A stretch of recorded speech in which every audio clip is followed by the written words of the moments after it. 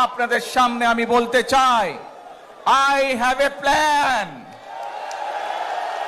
for the people of my country, for my country. এখানে তার বক্তব্যে মূল যে বিষয়টি তিনি নতুন করে বলেছেন, যেটি নেতাকর্মীদের মধ্যে বেশ আলোড়ন তুলেছে, সেটি হচ্ছে আই হ্যাভ এ প্ল্যান। তিনি যেটি বলেছেন যে তার একটি বাংলাদেশের জন্য, তার ভাষায় বাংলাদেশের মানুষের জন্য একটি পরিকল্পনা আছে এবং সেই পরিকল্পনা তিনি বাংলাদেশে বাস্তবায়ন করতে চান। এবং তার বক্তব্য প্রায় 15 মিনিটের একটু কম বেশি হয়েছে, খুব বেশি বড় বক্তব্য তিনি দেননি।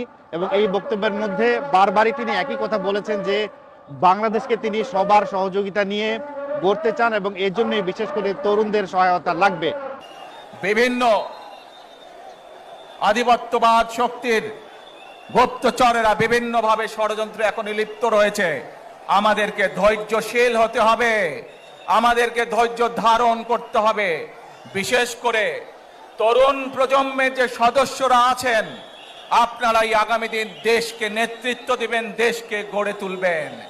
এই দায়িত্ব তরুণ প্রজন্মের সদস্যদেরকে আজ গ্রহণ করতে হবে, যাতে করে এই দেশকে আমরা সুন্দরভাবে গড়ে তুলতে পারি। এই যে জনসমাগম এখানে হয়েছে, আমরা দেখেছি যে তারেক রহমানের গাড়িবহর যখন এই পূর্বাঞ্চলের 300 ফিট এলাকায় আসে, এরপর 300 ফিট এলাকার কুড়িল ফ্লাইওভারের যেই মোড়টি, সেখান থেকে মঞ্চ যেখানে রয়েছে সেই মঞ্চ পর্যন্ত যেতেই প্রায় 1.5 ঘন্টার মতো লেগেছিল।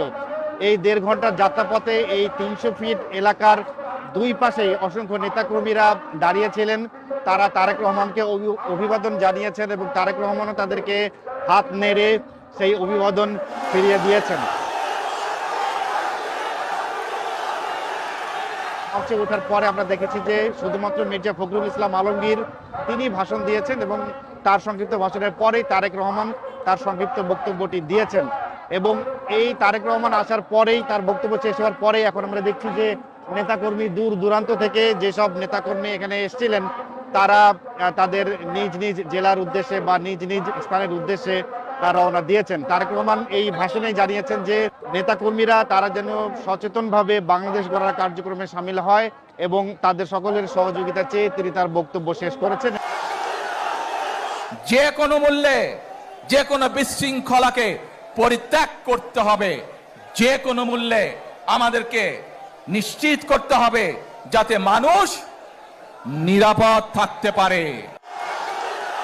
তারেক রহমান তার ভাষণে শুরুটাই করেছিলেন যে দেশে তিনি এতদিন পরে ফিরেছেন, সেটির জন্য সৃষ্টিকর্তার কাছে কৃতজ্ঞতা জানিয়েছেন এবং তার ভাষণের শেষের দিকে